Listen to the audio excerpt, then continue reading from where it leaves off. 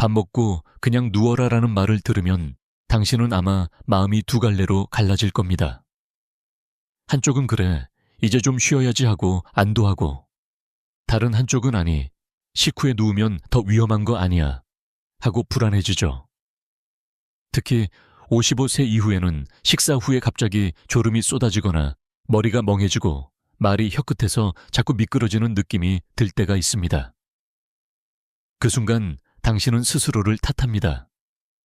내가 체력이 약해졌나, 나이 들어서 그런가. 그런데 저는 현장에서 늘 이렇게 말합니다. 식후에 눕고 싶어지는 건 단순한 게으름이 아니라 몸과 뇌가 보내는 신호일 수 있다고요. 여기서 당신에게 먼저 조용히 세 가지를 물어보겠습니다. 첫째, 밥을 먹고 나면 눈꺼풀이 무겁고 대화가 귀찮아질 만큼 갑자기 졸립습니까? 둘째, 식후에 머리가 띵하거나 눈앞이 흐릿해지거나 집중이 뚝 떨어지는 시간이 반복됩니까? 셋째, 밥 먹고 난 뒤에 한쪽 손이 어색하게 느껴지거나 말이 잠깐 꼬였던 적이 있습니까? 이 질문 중 하나라도 가끔이라고 답했다면 오늘 이야기는 남의 이야기가 아닙니다. 조금 놀라운 사실을 하나 말씀드릴게요. 뇌는 굶을 때보다 먹은 직후에 더 흔들릴 때가 있습니다. 왜냐하면 식사 직후에는 혈당이 오르고 혈압과 혈류의 방향이 바뀌고 혈액이 소화기관 쪽으로 몰리면서 뇌로 가는 흐름이 잠깐 불안정해질 수 있기 때문입니다. 마치 물이 잘 흐르던 호스가 갑자기 꺾이면 물줄기가 순간 약해지거나 출렁이는 것처럼요. 특히 혈관이 이미 딱딱해져 있거나 당뇨, 고혈압, 고지혈증 경계에 있는 분들은 이 식후의 출렁임이 더 크게 느껴집니다. 그래서 어떤 분은 밥만 먹으면 그냥 쓰러지듯 눕고 싶어요 라고 표현합니다. 저는 그런 분들 얼굴에서 공통된 표정을 봅니다. 피곤함이 아니라 두려움이 섞인 멍함입니다. 제가 진료실에서 만난 62, 새 여성 환자분 이야기를 짧게 들려드릴게요. 그분은 늘 밥만 먹으면 눕고 싶다고 하셨습니다. 가족들은 소화가 안 되나 보다 정도로 생각했고요. 그런데 어느 날 식후에 잠깐 누웠다가 일어나는데 말이 살짝 꼬이고 오른손 젓가락질이 어색해졌습니다. 5분 정도 지나니 괜찮아져서 그냥 넘기려 했죠. 하지만 그 5분이 뇌가 보내는 경고였을 수 있습니다. 다행히 검사를 통해 위험 요인을 빨리 잡고 생활 루틴을 바꾸면서 큰 사고를 피했습니다. 당신도 비슷한 순간이 있었나요? 잠깐 그랬다 말았다는 그 찰나가 사실은 가장 중요한 단서일 수 있습니다. 오늘 저는 손상된 뇌를 살려내는 세 가지 방법을 아주 현실적으로 풀어드리려고 합니다. 무리한 운동이나 거창한 보조제가 아니라 당신이 밥을 먹고 그냥 눕고 싶을 때 바로 적용할 수 있는 방식입니다. 좋아요나 구독을 부탁드리기 전에 먼저 약속 하나 드릴게요. 끝까지 들으시면 눕기 전 3분 루틴 식후, 혈당 파도를 잠재우는 순서, 그리고 많은 분들이 반대로 하고 있는 치명적인 흔한 실수까지 정확히 알려드리겠습니다. 자, 이제부터는 당신의 식후 습관을 뇌를 망치는 시간이 아니라 뇌를 살리는 시간으로 바꿔보겠습니다. 먼저 중요한 전제를 하나 잡고 가겠습니다. 밥 먹고 그냥 누워라라는 말은 아무 자세로나 털썩 쓰러지듯 눕는 것을 뜻하지 않습니다. 뇌가 예민해지는 식후에는 눕는 행동 자체보다 눕기 직전과 눕는 동안의 조건이 훨씬 더 중요합니다. 여기서 대부분이 놓치는 핵심이 하나 있어요. 식후에 몸이 무겁고 졸릴 때 당신의 뇌는 두 가지 중 하나를 겪습니다. 하나는 단순한 생리적 휴식 요구이고 다른 하나는 혈당, 혈압, 혈류의 급격한 흔들림으로 생기는 뇌의 일시적 빈곤 같은 상태입니다. 말이 조금 강하게 들릴 수 있지만 이걸 알아야 안전해집니다. 뇌는 에너지를 저장해두는 장기가 아니라 지금 이 순간 들어오는 산소와 포도당 흐름에 민감하게 반응하거든요. 그래서 식후에 갑자기 멍해질 때는 나른해서 그렇겠지로 끝내지 말고 지금 내 뇌로 가는 길이 잠깐 좁아진 건 아닐까를 한번 떠올려야 합니다. 조금 놀라운 디테일을 하나 말씀드릴까요? 식후에 눕는 게 무조건 나쁜 게 아니라 어떤 사람에게는 오히려 위험을 낮추는 방법이 될 수도 있습니다. 특히 식후에 혈압이 뚝 떨어지는 분들, 즉 기립성 저혈압 경향이 있거나 혈압약 인효제, 당뇨약을 복용하는 분들 중에는 식후에 잠깐 어지러워지는 경우가 있습니다. 이런 분이 억지로 바로 걷거나 급하게 설거지를 하다가 휘청하면 오히려 넘어짐과 외상 위험이 커지죠. 반대로 당뇨가 있거나 식후 혈당 스파이크가 심한 분들, 혹은 과식 탄수화물 위주의 식사를 자주 하는 분들은 식후에 가만히 누워버리면 혈당과 혈액 점도가 더 불리하게 흘러갈 수 있습니다. 같은 식후 눕기라도 사람에 따라 결과가 달라지는 이유가 여기에 있습니다. 그러니 오늘부터는 한 문장으로 정리해 주세요. 나는 눕는 사람이 아니라 눕는 조건을 조절하는 사람이다. 그런데 여기서 전문가들 사이에도 의견이 갈리는 지점이 있습니다. 어떤 전문가는 식후에는 무조건 15분 걷는 게 정답이라고 말하고, 또 다른 전문가는 식후에는 무리하지 말고 안정이 우선이라고 말하죠. 저는 둘 다 맞다고 봅니다. 다만 기준이 빠져 있습니다. 당신에게 필요한 건 의무적인 걷기가 아니라 뇌 혈류를 안정시키는 최소한의 움직임과 안전한 휴식 자세의 조합입니다. 당신은 어떤 타입일까요? 식후에 가슴이 답답하고 두근거리는 편인가요? 아니면 식후에 기운이 쭉 빠지고 식은땀이 나는 편인가요? 그리고 식후에 졸릴 때 그 졸림은 포근한 졸림인가요? 아니면 머리가 텅 빈 것 같은 불안한 멍함인가요? 지금 이 질문들이 조금 번거롭게 느껴져도 괜찮습니다. 뇌 건강은 거창한 결심보다 이런 작은 구분에서부터 달라집니다. 다음 이야기에서는 당신이 식후에 눕고 싶을 때 딱 3분만 투자해서 뇌를 깨우고 혈류를 안전하게 만드는 첫 번째 방법을 구체적으로 알려드릴게요. 그냥 누워도 되게 만드는 조건을 만드는 법, 바로 그 지점부터 시작하겠습니다. 식후에 눕고 싶어질 때 제가 가장 먼저 권하는 첫 번째 방법은 의외로 간단합니다. 눕기 전에 3분만 뇌로 가는 길을 열어주세요. 많은 분들이 누우면 편해진다고 생각하지만 실제로는 눕기 직전의 3분이 뇌혈류의 흐름을 결정하는 경우가 많습니다. 여기서 우리가 붙잡을 과학적 사실 하나만 기억해도 충분합니다. 뇌는 심장이 뿜어낸 혈액을 받아야 살고 그 혈액의 흐름은 호흡 자세, 근육 펌프에 의해 크게 영향을 받습니다. 특히 종아리와 허벅지 근육은 제2의 심장처럼 혈액을 위로 끌어올리는 펌프 역할을 하죠. 그래서 식후에 가만히 털썩 눕기보다 아주 짧게라도 근육 펌프를 한번 돌려주면 뇌로 올라가는 혈류가 훨씬 안정될 수 있습니다. 이때 많은 분들이 그럼 식후에 운동하라는 말이냐 하고 겁부터 내시는데요. 아닙니다. 숨이 찰 정도의 운동이 아니라 위험을 줄이는 최소 동작입니다. 방법은 이렇게 해보세요. 의자에 앉은 상태에서 발 뒤꿈치를 바닥에 두고 발끝만 천천히 20번 들어 올립니다. 그 다음 발끝을 바닥에 두고 발 뒤꿈치를 20번 들어 올립니다. 마지막으로 무릎을 펴고 발목을 천천히 돌려주세요. 이 세 가지를 하면 종아리 근육이 부드럽게 수축 이완하면서 혈액이 위로 밀려 올라갑니다. 놀라운 디테일은 여기 있습니다. 이런 작은 움직임이 10분 산책보다 어떤 분들에겐 더 안전할 때가 있습니다. 왜냐하면 식후 어지럼이 있는 분들에게는 서서 걷기 자체가 넘어짐 위험을 키울 수 있지만 앉아서 하는 근육 펌프는 안정적으로 혈류를 도와주기 때문입니다. 즉, 걷지 못해도 괜찮다가 아니라 지금 내 몸에 맞는 방식으로 혈류를 만들면 된다는 이야기입니다. 하지만 여기에도 전문가들의 다른 시각이 존재합니다. 어떤 분들은 식후에는 혈액이 소화기관으로 몰리니 움직이면 소화가 방해된다고 말합니다.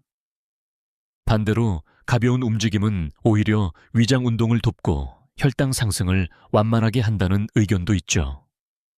제 임상 경험과 여러 연구 흐름을 종합하면 핵심은 강도와 타이밍입니다. 숨이 차는 운동은 피하고 눕기 전에 이 3분 정도의 가벼운 근육 펌프는 오히려 뇌와 소화 모두에 부담을 줄일 가능성이 낮습니다.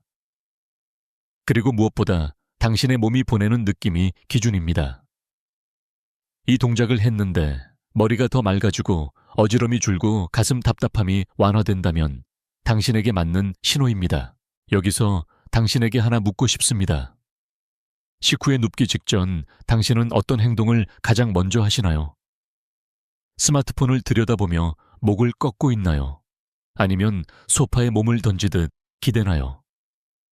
당신이 선택하는 그 3분이 뇌의 회복을 돕는 시간이 될 수도 반대로 전조를 놓치는 시간이 될 수도 있습니다.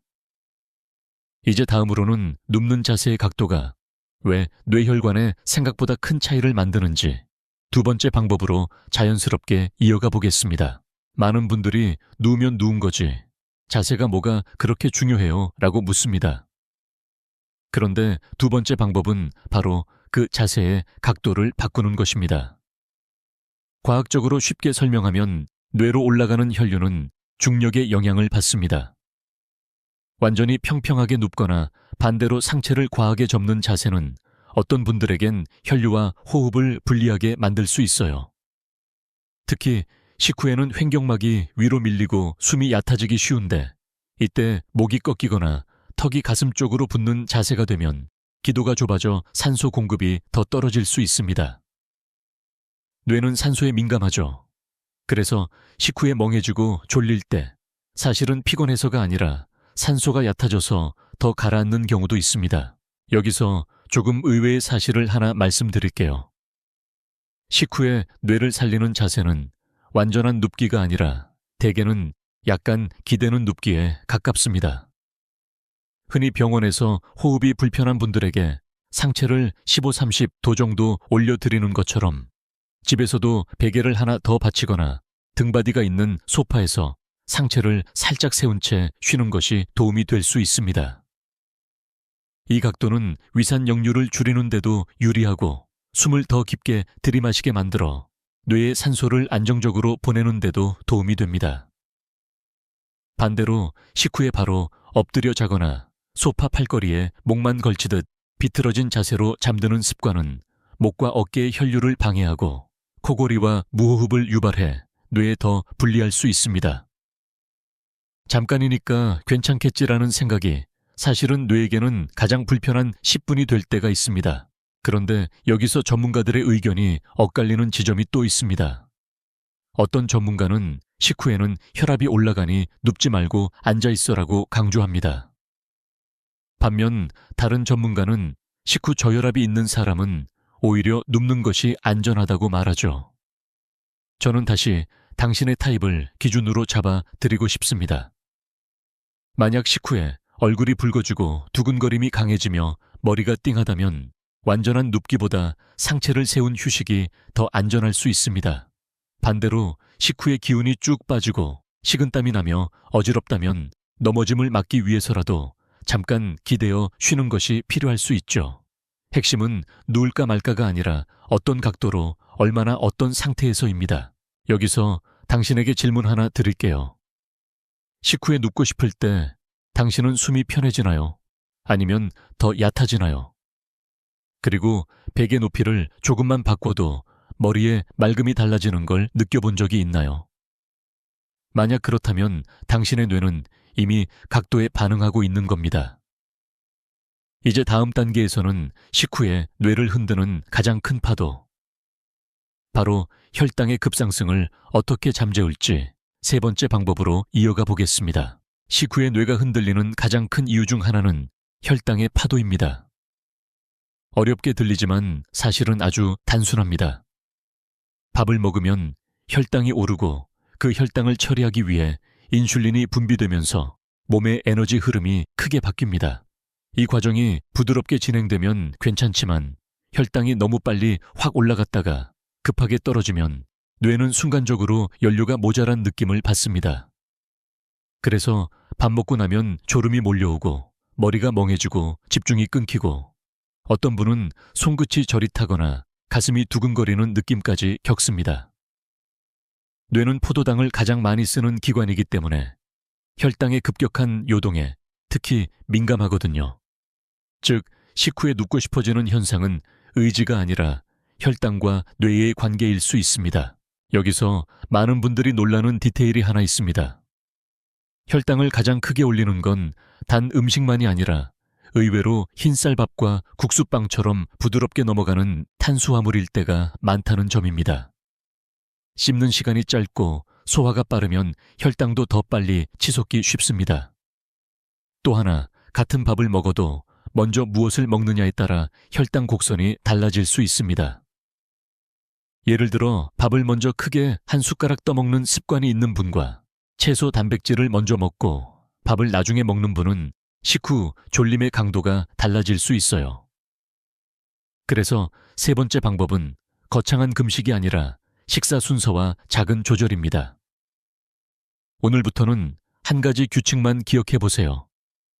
첫 5입은 단백질이나 채소, 두부, 달걀, 생선, 살코기, 나물 샐러드처럼 부담 없는 것부터 천천히 시작하고 그 다음에 밥을 드시는 겁니다.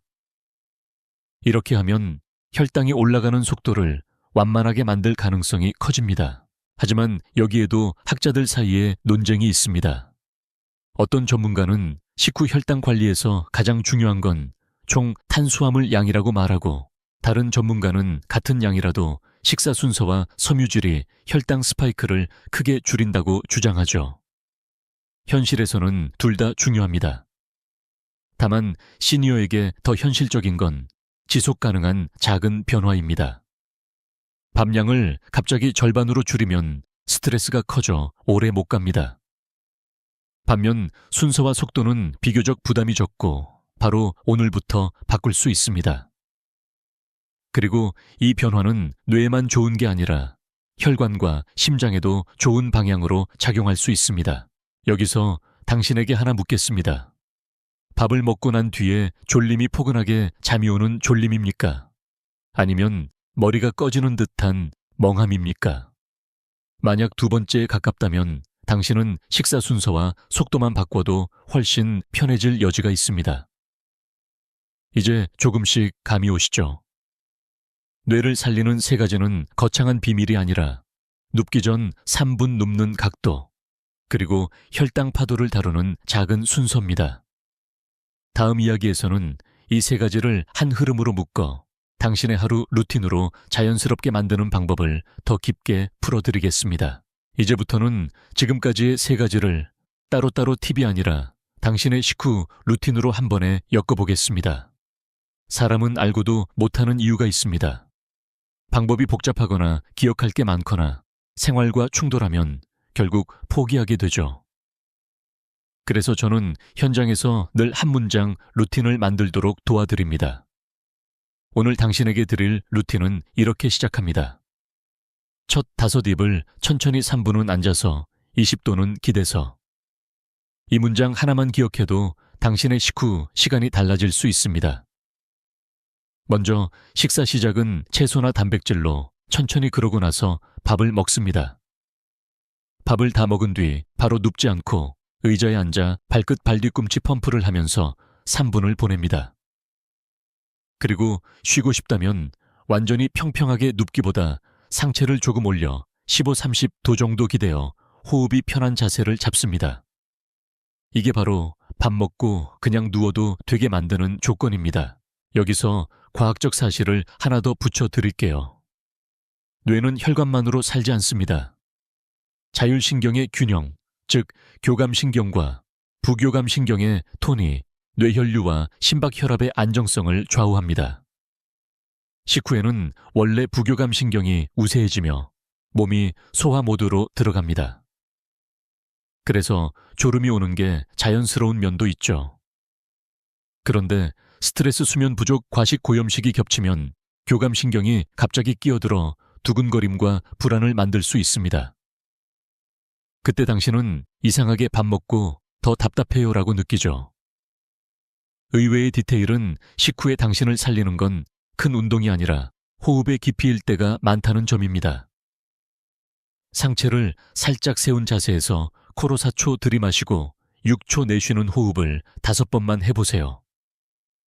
숨이 길어지면 심장이 과하게 뛰는 것을 진정시키고 뇌에 들어가는 산소의 질을 안정시키는 데 도움이 될 수 있습니다. 하지만 호흡이 정말 뇌를 살리나요? 라는 질문이 나옵니다. 여기서도 전문가 의견은 갈립니다. 어떤 분은 호흡은 기분을 편하게 할 뿐 혈관 문제를 해결하진 못한다고 말합니다. 반대로 호흡과 자세가 자율신경을 바꿔 혈압 변동과 뇌혈류에 영향을 준다는 연구 흐름도 있습니다. 저는 이 논쟁을 이렇게 정리합니다. 호흡은 치료가 아니라 환경 조절입니다. 약이 해결하는 영역이 있고 생활이 안정시키는 영역이 있죠. 특히 식후처럼 몸이 흔들리기 쉬운 시간에는 작은 환경 조절이 큰 사고를 막는 완충 장치가 됩니다. 여기서 잠깐 도움이 되셨다면 좋아요나 공유로 주변 분들에게도 알려주시면 좋겠습니다. 특히 부모님이나 배우자가 식후에 자주 멍해지거나 갑자기 눕는 습관이 있다면 오늘 내용은 정말 유용할 수 있어요. 그리고 당신에게 마지막으로 하나 묻겠습니다. 당신은 식후에 눕고 싶어질 때 나는 게을러졌어라고 말하나요? 아니면 내 뇌가 지금 신호를 보내는구나 라고 생각하나요? 생각이 바뀌면 행동은 훨씬 쉬워집니다.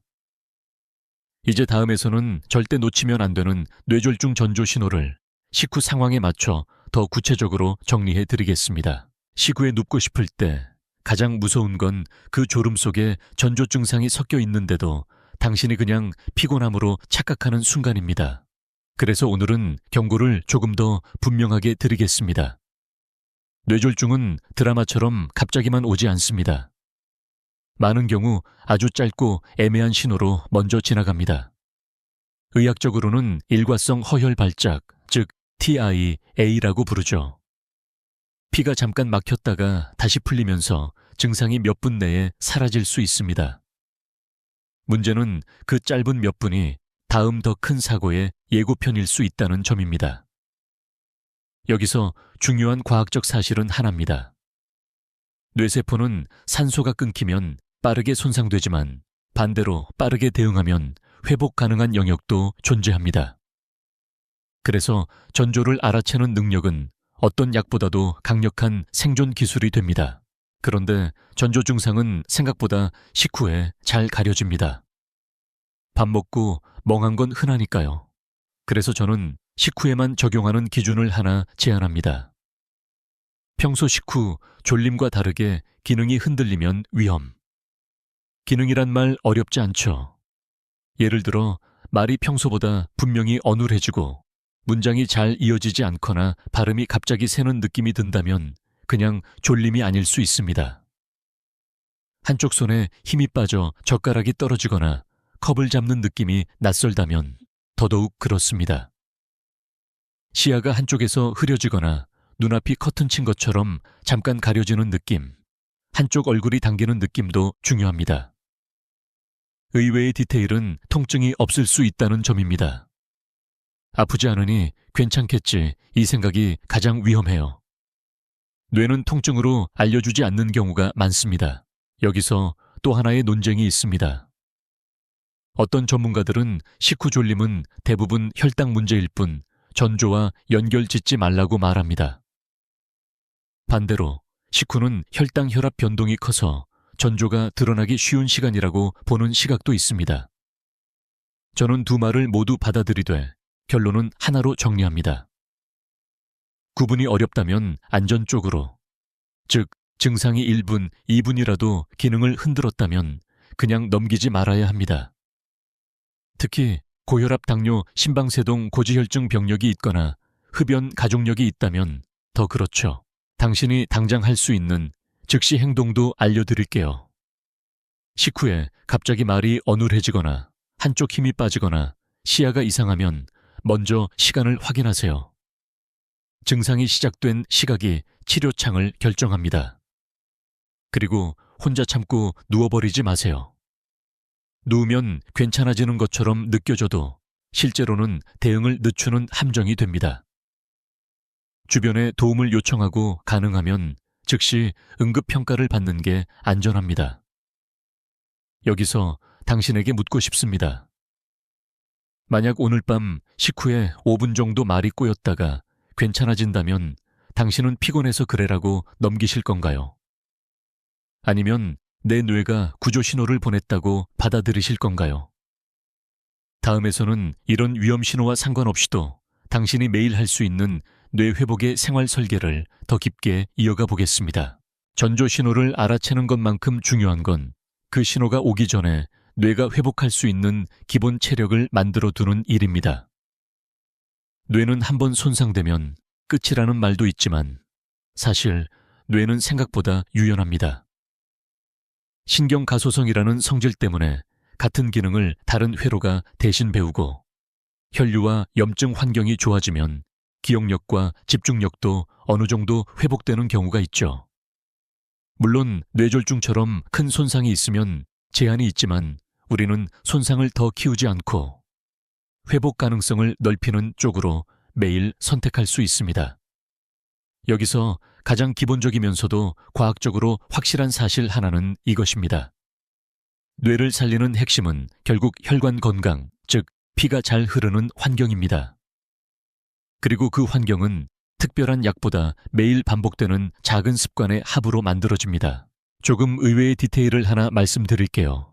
많은 분들이 뇌 건강을 위해 퍼즐이나 영양제를 먼저 떠올리지만 실제로는 수면의 질이 뇌 회복에 더 큰 영향을 줄 때가 많습니다. 특히 식후에 자주 눕는 분들은 낮잠이 길어져 밤잠이 깨지고 그 결과 다음날 식후 졸림이 더 심해지는 악순환에 빠질 수 있어요. 그래서 저는 식후 휴식을 짧고 의도적으로 설계하라고 권합니다. 만약 눕고 싶다면 10분, 20분 정도로 제한하고 가능하면 알람을 맞추세요. 30분을 넘어가 깊은 잠으로 들어가면 깨어날 때 오히려 더 멍하고 혈압 변동이 커질 수 있습니다.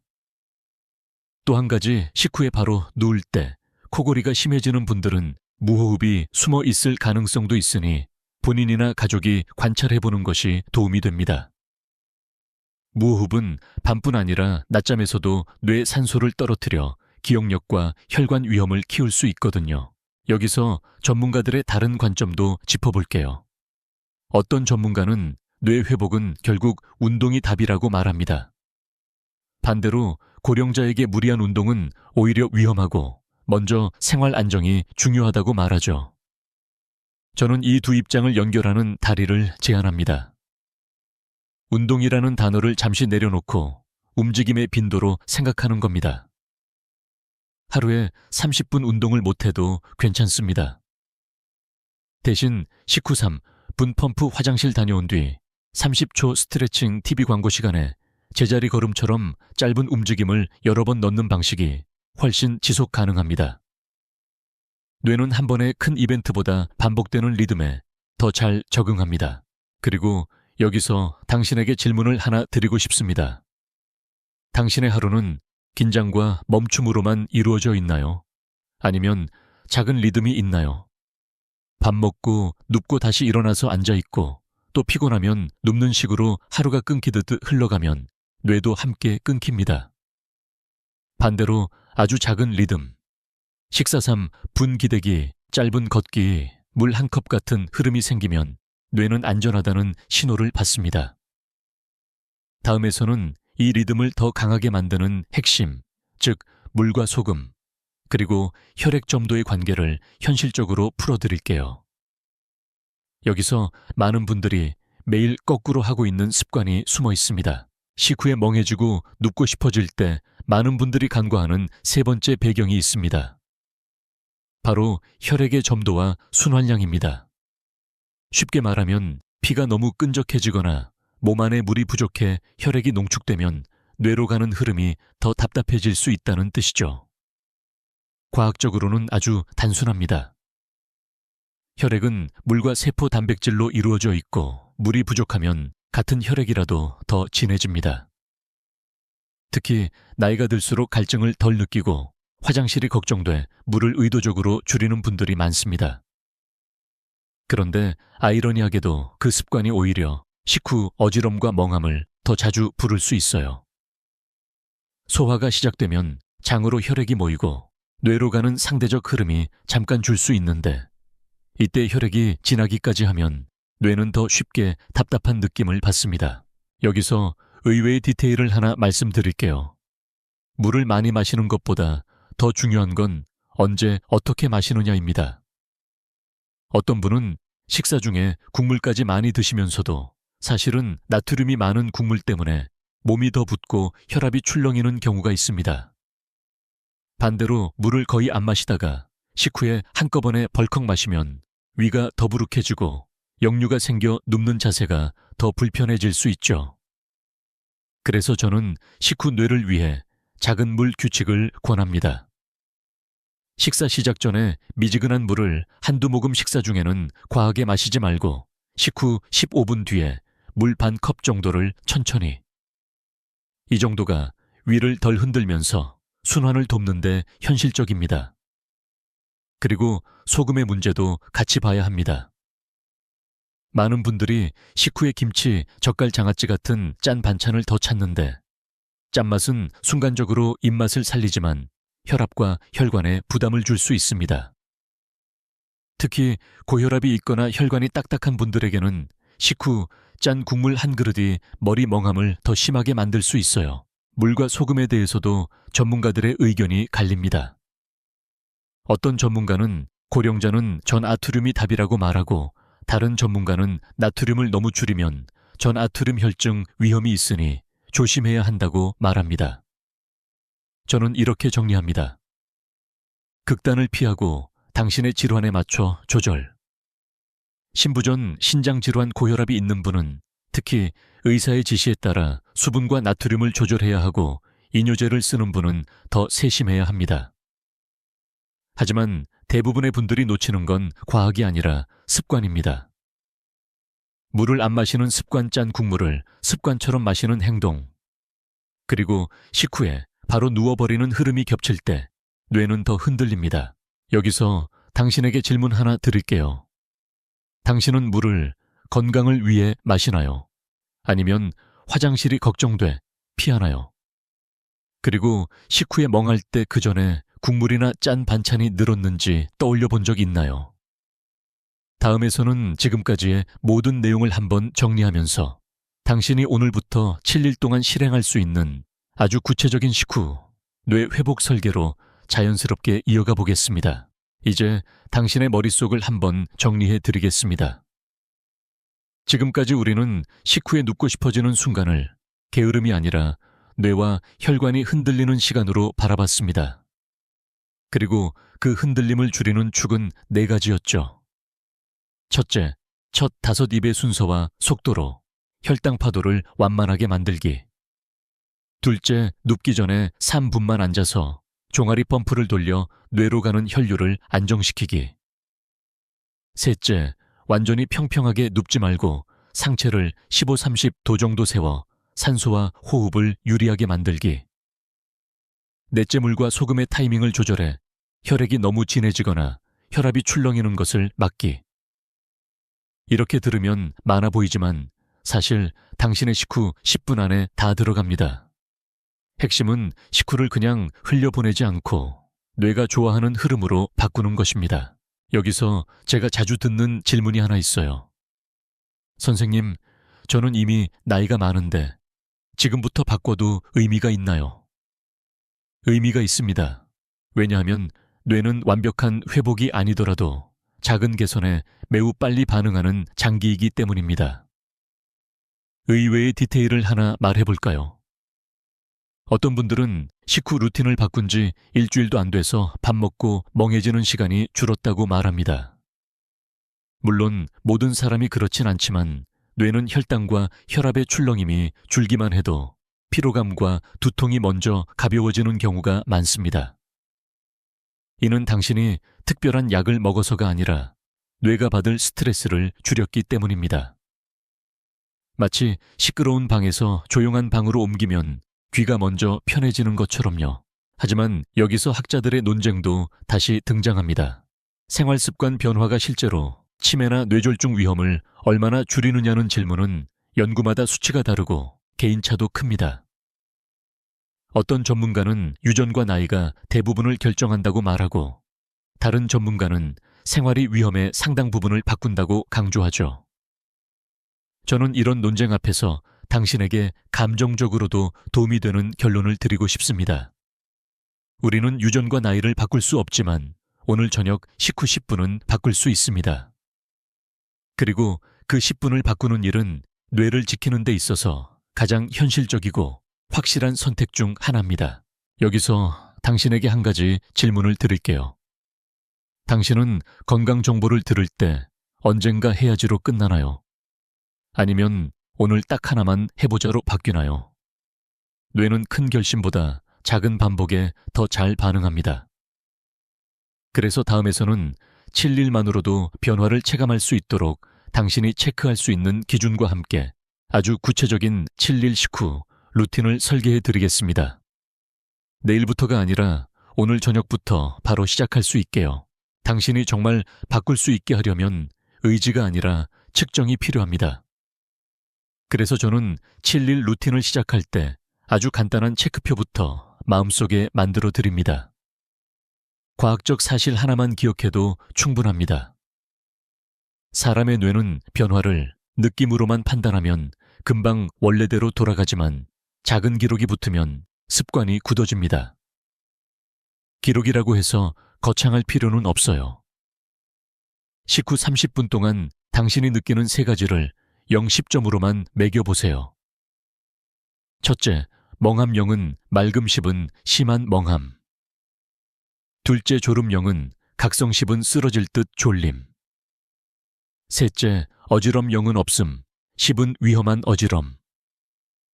이 세 숫자만으로도 당신의 뇌가 식후에 얼마나 흔들리는지 눈에 보이기 시작합니다. 그리고 그 숫자가 떨어지는 방향으로만 가도 뇌는 덜 흔들리는 환경을 배우는 중입니다. 이제 7일 루틴을 아주 현실적으로 구성해 보겠습니다. 의외의 디테일은 매일 다르게 조금씩입니다. 월요일처럼 딱딱하지 않아도 괜찮아요. 첫째 날은 식사 순서만 바꿉니다. 첫 5입을 채소나 단백질로 천천히 밥은 그 다음. 둘째 날은 여기에 3분 펌프를 붙입니다. 의자에 앉아 발끝 20번, 발 뒤꿈치 20번 발목 돌리기. 셋째 날은 눕는 각도를 추가합니다. 베개 하나 더 상체 15, 30도. 넷째 날은 물 타이밍을 넣습니다. 식전 한두 모금 식후 10, 15분 뒤 반 컵. 다섯째 날은 짠 국물을 줄이는 실험을 합니다. 국물은 반으로 젓갈은 한 젓가락만. 여섯째 날은 식후 낮잠을 20분 이내로 제한하고 알람을 맞춥니다. 일곱째 날은 이 모든 것을 한 문장으로 연결해 반복합니다. 첫 5입 3, 분 20, 도반 컵. 이때 중요한 건 완벽이 아니라 당신에게 맞는 조합을 찾는 것입니다. 하지만 기록이 스트레스가 되면 어떡하죠? 라는 반론도 있습니다. 어떤 전문가들은 과도한 자기 관찰이 불안을 키운다고 말합니다. 맞는 말입니다. 그래서 기록은 감정평가가 아니라 신호 확인 정도로만 하시면 됩니다. 숫자가 높아도 자책하지 마세요. 그건 당신이 약해서가 아니라 뇌가 지금 환경을 바꿔달라고 말하는 겁니다. 그리고 이런 질문을 당신에게 꼭 드리고 싶습니다. 당신은 몸의 신호를 들을 때 비난부터 하나요? 아니면 돌봄부터 하나요? 뇌 회복은 비난으로 시작하지 않습니다. 돌봄으로 시작합니다. 다음에서는 오늘 이야기를 따뜻하게 정리하면서 당신이 스스로를 지키는 마지막 약속과 작은 챌린지로 이어가 보겠습니다. 이제 마지막으로 당신의 마음을 조금 느리게 잡아드리겠습니다. 오늘 우리는 밥 먹고 그냥 눕고 싶어지는 순간을 새롭게 해석했습니다. 그건 나약함이 아니라 뇌와 혈관이 흔들리는 시간일 수 있고 그 흔들림은 당신이 아주 작은 선택으로 줄일 수 있다는 이야기였죠. 과학적 사실 하나를 다시 붙잡아 봅니다. 뇌는 매 순간 산소와 혈류 혈당의 균형 위에서 버티며 그 균형이 흔들릴 때 당신은 멍함과 졸음으로 신호를 받습니다. 그런데 당신은 이제 압니다. 첫 5입을 천천히 바꾸고 눕기 전 3분을 만들고 상체 각도를 조금 세우고 물과 소금의 타이밍을 조절하면 식후는 위험한 공백이 아니라 회복의 시간으로 바뀔 수 있습니다. 이 변화는 거창한 결심이 아니라 당신이 스스로에게 괜찮아, 지금부터 한 가지씩이라고 말해주는 부드러운 돌봄입니다. 여기서 의외로 중요한 디테일을 하나 더 남기고 싶습니다. 뇌를 살리는 습관은 가끔 크게가 아니라 매일 작게 해서 생깁니다. 하루에 한 번 식후 10분을 안전하게 설계하는 것만으로도 당신의 뇌는 오늘은 덜 흔들렸다는 경험을 쌓습니다. 그리고 그 경험이 반복되면 당신의 몸은 조금 더 빨리 회복하는 쪽으로 길을 바꿉니다. 물론 어떤 날은 실패할 수 있어요. 과식하는 날도 있고 외식으로 짠 음식을 먹는 날도 있고 가족 일로 마음이 흔들리는 날도 있습니다. 그럴 때 중요한 건 나는 또 망쳤어가 아니라 오늘은 내일의 힌트를 얻었어라고 생각하는 겁니다. 학자들도 여기서 의견이 갈립니다. 어떤 전문가는 작은 습관으로는 큰 질병을 못 막는다고 말하고 또 다른 전문가는 작은 습관이 결국 큰 위험을 낮춘다고 말하죠. 저는 당신의 삶을 생각하면 후자가 더 현실적이라고 믿습니다. 큰 질병은 한 번에 오지만 그 전의 길은 매일의 선택으로 만들어지니까요. 이제 당신에게 마지막 질문을 드릴게요. 오늘 저녁 밥을 먹고 눕고 싶어질 때 당신은 어떤 선택을 해보실 건가요? 딱 하나만 해도 됩니다. 첫 5입을 바꾸거나 3분 펌프를 하거나 베개 하나를 더 얹거나 물 반 컵을 천천히 마시거나 그리고 가능하다면 댓글로 당신의 선택을 적어주세요. 저는 오늘 3분 펌프부터 시작했어요처럼요. 당신의 한 줄이 누군가에겐 큰 용기가 됩니다. 자, 이제 우리 아주 작게 시작해볼까요? 오늘을 데이 1으로 정하고 데이 17 챌린지 시작이라고 마음속으로 말해보세요.